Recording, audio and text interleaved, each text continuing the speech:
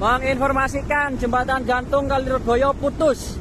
Jembatan gantung Kaliregoyo putus dengan kepanjangan 150 meter, putus ini di desa. Viral video jembatan gantung yang dibuat dengan anggaran 9 miliar rupiah di Lumajang hancur seketika.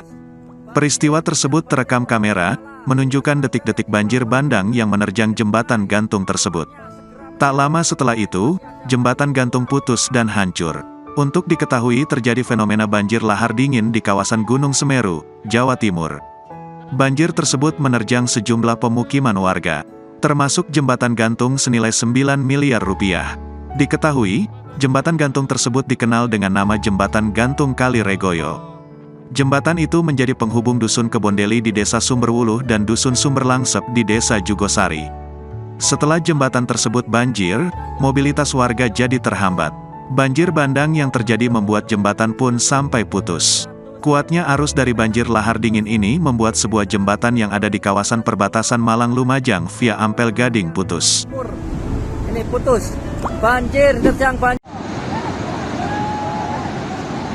Detik-detik jembatan gantung Kaliregoyo hancur. Jembatan Kaliregoyo dihantam banjir. Ya Allah. Ya Allah.